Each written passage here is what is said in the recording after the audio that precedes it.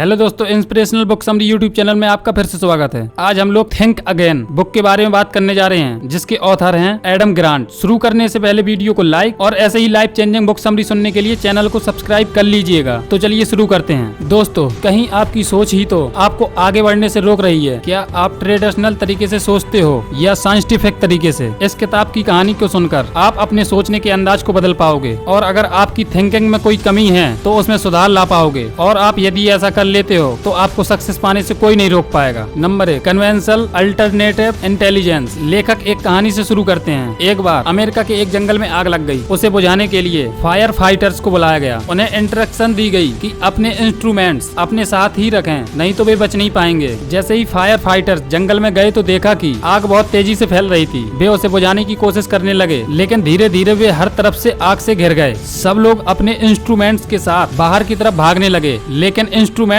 Heavy थे और वे जल्दी से भाग नहीं पा रहे थे। लेकिन एक फायर फाइटर ने अपनी थिंकिंग से काम लिया और इंस्ट्रूमेंट फेंक दिए। इससे वह तेजी से भाग पाया। अंत में केवल वही जिंदा बच सका। तो दोस्तों, इस एग्जाम्पल से पता चलता है कि हमें हमेशा ट्रेडिशनल तरीके से ही नहीं सोचना चाहिए, बल्कि सिचुएशन के हिसाब से हमें अपनी थिंकिंग बदल लेनी चाहिए। जैसे हमारे देश में मैक्सिमम युवकों की कन्वेंशनल सोच सरकारी नौकरी पाने की होती है, लेकिन अब हालात बदल चुके हैं। लोग तरह तरह के ऑनलाइन स्टार्टअप शुरू करके भी काफी रिच बन रहे हैं। आपने बहुत से फेमस यूट्यूबर, डिजिटल मार्केटिंग आदि तो देखे ही होंगे। तो हमें अपनी कन्वेंशनल थिंकिंग छोड़कर नए तरीके से सोचना शुरू करना होगा और देखना होगा कि क्या हम भी ऊपर बताए तरीके सीख कर रेवेन्यू कमा सकते हैं। Number 2, 3 types of talker. जब भी हम किसी से बात करते हैं तो ज्यादातर इन 3 रूल को अख्तियार करके ही करते हैं। प्रेचर, जब हम दूसरे को समझाने लगते हैं तो ज्यादातर इस रूल में आ जाते हैं। हम दूसरों को समझने की बजाय उन्हें समझाने लगते हैं, उन्हें लंबा चौड़ा लेक्चर देने लगते हैं, यह जाने बगैर कि दूसरे की भी कोई मजबूरी हो सकती है या कोई दृष्टिकोण हो सकता है। प्रोसिक्यूटर, इस रूल में होते हुए हम हर बहस को जीत लेना चाहते हैं। हम उल्टे सीधे तर्क देकर अपना पॉइंट सिद्ध करने की कोशिश करते हैं। पॉलिटिशियंस, इस रूल में हम दूसरों को खुश करने की कोशिश करते हैं। वे जैसा सुनना चाहते हैं वैसा ही बोलते हैं, लेकिन इस सब के पीछे मनी पॉल्यूशन होता है। हम अपना कोई मकसद हासिल करना चाहते हैं। तो दोस्तों,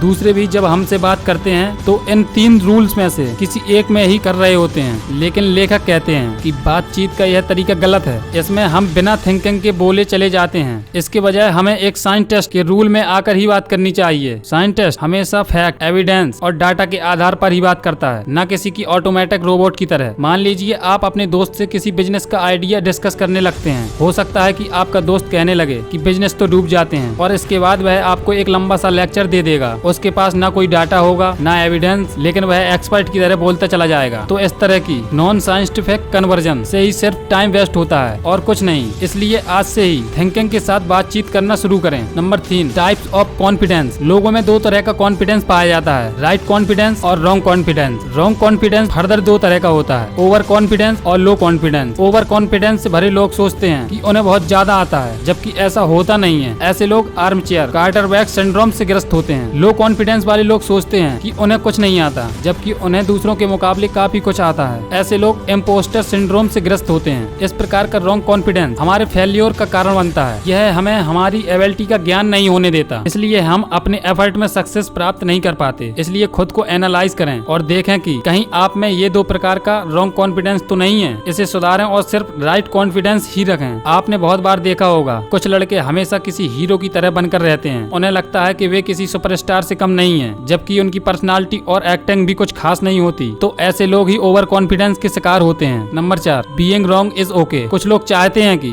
दूसरे उसके विचारों से सहमत हों, कभी उसे गलत ना बोलें, बेशक उसके विचार सही ना हो। ऐसा तब होता है जब किसी व्यक्ति में ईगो होता है। वह यह बर्दाश्त नहीं कर सकता कि दूसरा उसकी आइडियोलॉजी को गलत बोल रहा है। लेकिन लेखक ने कहा है कि यह भी सही थिंकिंग नहीं है। हो सकता है आपकी आइडियोलॉजी पास्ट में सही रही हो, लेकिन वक्त के साथ चीजें बदल जाती हैं। ऐसे में आपको भी अपने विचार बदल लेने चाहिए, ना कि उनसे चिपके रहना चाहिए। कुछ लोग किसी पार्टी विशेष की तारीफ ही करते रहते हैं, फिर चाहे उस पार्टी ने गलत पॉलिसी भी बनाई हो। तो इस तरह अंधभक्ति ना करके हमें खुले माइंड से पॉलिसी पर विचार करना चाहिए और कुछ गलती हो तो उस पर अपने सुझाव देने चाहिए। इससे पार्टी और सशक्त होगी और गलत कार्य करने से बच जाएगी। ऐसा नहीं होना चाहिए कि मेरी पार्टी है तो ठीक ही होगी। अगर किसी का पिता कुछ गलत करे तो बेटे को उन्हें भी पॉलिटिकली समझाने की हिम्मत होनी चाहिए। यह नहीं कि पिता की गलत चीजों को भी सपोर्ट करता जाए। Number 5, conflict handling. ह्यूमन एक सोशल एनिमल है और सोसाइटी में रहते हुए कन्फ्लिक्ट होना लाजमी है, लेकिन कन्फ्लिक्ट को भी सभ्य तरीके से हैंडल करना सीखना चाहिए। कन्फ्लिक्ट 2 कैटेगरीज के हो सकते हैं। टास्क कन्फ्लिक्ट, ऐसे कन्फ्लिक्ट किसी ऑफिस की टीम में हो सकते हैं। इसमें हर कोई बोलता है कि यह टास्क मेरा नहीं था। इसे सॉल्व करने का तरीका है कि शुरू में ही टास्क अच्छे से डिवाइड कर दें और सबको पूरा समझा दें। रिलेशनशिप कन्फ्लिक्ट, ऐसे कन्फ्लिक्ट रिलेशनशिप में आते हैं। इसके कारण ट्रस्ट न करना, सम्मान न देना या धोखा देना आदि हो सकते हैं। तो इन सबसे बचकर रिस्पेक्ट और सहयोग से पेश आना चाहिए। इससे ऐसे कन्फ्लिक्ट नहीं होंगे। हमेशा मिलजुल कर काम करें, कभी भी ईगो या घमंड को बीच में न लाएं। Number 6, interpersonal rethinking. बहुत बार डेबेट के दौरान लोग प्रेचर की तरह बोलते चले जाते हैं। वे दूसरों पर अपने विचार थोप रहे होते हैं, लेकिन यह तरीका गलत होता है। जब भी आपको कोई आर्गुमेंट या डेबेट करना हो तो साइंटिफिक तरीका अपनाएं और दूसरों को भी पार्टिसिपेट करने का मौका दें। उनसे लॉजिकल क्वेश्चन पूछें और इस तरह से पूछें कि आपका जवाब वे खुद ही दे दें। जैसे आपको किसी को समझाना हो कि ऑफिस में लेट नहीं आना चाहिए, तो इस पर लेक्चर देने की बजाय उनसे पूछें कि लेट होने का कारण क्या है। अगर वे बोलें कि ट्रैफिक ज्यादा होता है, तो फिर आप पूछ सकते हैं कि कितने बजे घर से शुरू करते हो। वे अगर 8 बोलें तो आप उन्हें सजेस्ट कर सकते हो कि आधा घंटा पहले शुरू किया करें। इससे सामने वाले को भी सॉल्यूशन मिल जाएगा। इस तरह के साइंटिफिक तरीके से सबको अपनी प्रॉब्लम समझने में आसानी होती है और वह आपका सजेशन भी मान लेता है। लेकिन यह सब ऑर्डर की तरह नहीं लगना चाहिए, बल्कि रेस्पेक्ट और अंडरस्टैंडिंग के साथ ही बोला जाना चाहिए। Number 7, rivals and friends. अक्सर हम लाइफ में रिवल्स और फ्रेंड्स ढूंढ ले लेते हैं। हम रिवल्स को अपना दुश्मन मानने लगते हैं और उनके नजरिए को भी समझना नहीं चाहते। हम सिर्फ अपने एलएस की बात ही मानते हैं, उनके विचारों से सहमत होते हैं, इनकी हाँ में हाँ मिलाते हैं। लेकिन इससे हमें पोलराइजेशन का खतरा होता है। मतलब हम एक ही तरह के विचारों के आदी हो जाते हैं, जबकि दुनिया में तरह तरह के विचार होते हैं। इसलिए हमें किसी एक का पक्ष लेने के बजाय सबकी बात सुननी चाहिए और एक कॉमन ग्राउंड तलाशना चाहिए, क्योंकि किसी न किसी मुद्दे पर सब लोग एक जैसा दृष्टिकोण जरूर रखते हैं। उसी की हेल्प से हम रिबेल्स के साथ ही रिस्पेक्ट से बात कर सकते हैं। उनकी बातों को गौर से सुनना चाहिए। कुछ बातें काम की हो सकती हैं, उन्हें मानकर हम उन्हें भी फ्रेंड बना सकते हैं। Number 8, motivational talking. हम अपनी बातों से दूसरों को मोटिवेट करना भी सीख सकते हैं। लेखक ने एक महिला को एग्जाम्पल दिया है। ये महिला किसी जनजाति से संबंध रखती थी। एक बार उसे बच्चा हुआ, लेकिन वह वैक्सीनेशन के खिलाफ थी, क्योंकि उसकी जनजाति के लोगों ने बोल रखा था कि वैक्सीन से बच्चे का दिमाग कम हो जाएगा। लेकिन तभी एक मोटिवेशनल स्पीकर उस महिला के पास गया और उसने कुछ प्रश्न पूछे। पॉइंट 1, क्या आपने कभी ऐसा बच्चा देखा है जिसे वैक्सीन लगी हो और पागल हुआ हो? इसके जवाब में महिला ने ना कहा। पॉइंट 2, आपके यहाँ क्या किसी बच्चे की मौत हुई है जिसे वैक्सीन न लगी हो? इसके जवाब में महिला ने कहा कि बहुत से बच्चों की मौत होती रहती है। जब महिला ने यह जवाब दिया तो अपने आप ही उसके डाउट कुछ हद तक मिट गए, क्योंकि मोटिवेशनल स्पीकर ने उचित प्रश्न पूछकर महिला को सोचने के लिए मोटिवेट कर दिया। फिर मोटिवेटर ने समझाया कि वैक्सीन कैसे काम करती है और उसका ब्रेन से कोई लेना देना नहीं है। उसने महिला को चित्र और वीडियो भी दिखाए। इससे महिला मान गई और उसने अपने बच्चे का वैक्सीनेशन कराया। इससे आगे चलकर उसके बच्चे को कोई भी इन्फेक्शन बीमारी नहीं हुई। यह देखकर उस महिला ने दूसरी औरतों को भी समझाना शुरू कर दिया। तो दोस्तों, आप भी अपने ओपिनियन दूसरों पर न ला दें, बल्कि उचित प्रश्न पूछकर सामने वाले को सोचने के लिए मोटिवेट करें। बहुत बार लोग खुद से सही प्रश्न नहीं पूछ रहे होते हैं, इसलिए उन्हें मन में डर बैठा रहता है। आप साइंटिफिक फैक्ट्स के जरिए उस डर को मिटाने की कोशिश कीजिए। इससे आप भी बहुत अच्छे मोटिवेटर बन जाएंगे। Number 9, binary issue. कई बार हमें 2 अलग अलग ग्रुप से भी डील करनी होती है, जिनकी विचारधारा एक दूसरे से अपोजिट होती है। जैसे लेखक को एक बार ब्लैक और व्हाइट लोगों को लेक्चर देना था। अगर वे एक ग्रुप के हित में बात करते तो दूसरा नाराज हो जाता। इसलिए उन्होंने बहुत ही समझदारी से साइंटिफिक फैक्ट्स रखे और दोनों ग्रुप से उनके ओपिनियन पूछे। इससे उन लोगों ने खुद ही ऐसे पॉइंट्स बताए जो लेखक को भी पता नहीं थे, और अंत में सब लोग एक दूसरे की हेल्प करने के लिए राजी हो गए। इसलिए लोग कभी भी प्रवचन वाला भाषण पसंद नहीं करते, बल्कि उन्हें एविडेंस से युक्त स्टेटमेंट ज्यादा प्रभावित करती हैं। Number 10, ever changing world. दोस्तों, दुनिया हमेशा बदल रही है, उसी तरह नॉलेज भी बदल रहा है, लेकिन कुछ लोग बदलने से इनकार कर देते हैं। वे सदियों पुरानी बातें ही करते रहते हैं। आपने देखा होगा, जब सरकार नई पॉलिसी लाना चाहती है तो बहुत से लोग उसके अगेंस्ट हो जाते हैं। जैसे आधार कार्ड आया था तो बहुत से लोगों ने इसका विरोध किया था और लोगों को डराया भी था। लेकिन अब आधार से कितनी सुविधा हो गई है, आपको कहीं भी लंबी लाइन लगानी नहीं पड़ती। हर चीज आधार से लिंक है। इससे बहुत सा पेपर वर्क भी बच गया और टाइम भी वेस्ट नहीं होता। इसलिए हमें बदलाव के लिए हमेशा तैयार रहना चाहिए। शुरू में दिक्कत होती है, लेकिन धीरे धीरे इसकी आदत पड़ जाती है। कभी हम लोग लेटर लिखकर संदेश भेजते थे, आज उसका स्थान बाद में ईमेल ने ले लिया, और अब तो व्हाट्सएप से सेकंड में आप पूरी दुनिया में रियल टाइम मैसेज भेज रहे हो। अगर आपने इन सब का नॉलेज नहीं लिया होता तो कितना पीछे होते। ऐसे ही फ्यूचर में भी बहुत से बदलाव आएंगे। हमें चाहिए कि जल्दी से उन्हें समझकर अपने आप को उनके अनुकूल ढाल लें, तभी हम आगे बढ़ पाएंगे और वक्त के साथ चल सकेंगे। Number 11, rethinking in corporate world. Culture में भी रीथिंकिंग की बहुत जरूरत है। बड़ी बड़ी कंपनी जो पुराने ढर्रे पर चलती रहती हैं, वे एक दिन डूब जाती हैं। पहले कोडक एक बहुत फेमस कंपनी थी जो कैमरा की फिल्म बनाती थी, लेकिन जब डिजिटल क्रांति आई तो कैमरा डिजिटल फोटोज लेने लगा। इससे कोडक कंपनी बंद हो गई। उन्होंने खुद को नई टेक्नोलॉजी के लिए तैयार नहीं किया। इसके विपरीत नोकिया ने डिजिटल अपना लिया और अपने सारे प्रोडक्ट्स को अपग्रेड कर लिया। इसलिए यह कंपनी अभी भी बनी हुई है। कॉर्पोरेट में लोगों को टीम वर्क करना पड़ता है, इसलिए सबको रीथिंकिंग की आदत बनानी होगी। सबका ओपिनियन सुनना चाहिए और तभी किसी नतीजे पर पहुंचना चाहिए। कई बार गलत ओपिनियन से भी नई चीजें सीखने को मिलती हैं, इसलिए ऐसे ओपिनियन की इंसल्ट ना करके उन पॉइंट्स को डिस्कस किया जाना चाहिए। Number 12, tunnel vision. लेखक कहते हैं कि हमें हमेशा एक गोल से पूरी तरह बंद नहीं जाना चाहिए, बल्कि समय समय पर उसे एवोल्यूट करते रहना चाहिए। हो सकता है टाइम के साथ नई सिचुएशन आ गई हो और आपको अपना गोल बदलना पड़े। बहुत से लोग लाइफ में प्लान बनाते हैं, जैसे किसी पार्टनर से शादी करेंगे, कहाँ घर खरीदेंगे, कौन सी जॉब करेंगे, फिर उन प्लान को अचीव करने के लिए कोशिश करने लगते हैं। लेकिन हम अपना दिमाग खुला नहीं रखेंगे तो कई बार हम अगल बगल आने वाली अच्छी अपॉर्चुनिटीज को भी मिस कर देते हैं। एक ही गोल का अंधे होकर चेस करने से हमारे में टनल विजन पैदा हो जाता है, और अगर कभी कोई प्लान फेल हो जाए तो ऐसे में हमें समझना चाहिए कि हो सकता है वो प्लान अच्छा ही नहीं था और इसके बदले हमारे पास और बेहतर विकल्प भी हों। हमें फ्लेक्सिबल रहना चाहिए। यह तभी होगा जब हमारी थिंकिंग पर पुनर्विचार करने के लिए तैयार रहेंगे। इसलिए कोई भी गोल या प्लान पत्थर की लकीर नहीं होना चाहिए, उसमें बदलाव के लिए भी तैयार रहना चाहिए, तभी हम एक सक्सेसफुल लाइफ जी पाएंगे। तो दोस्तों,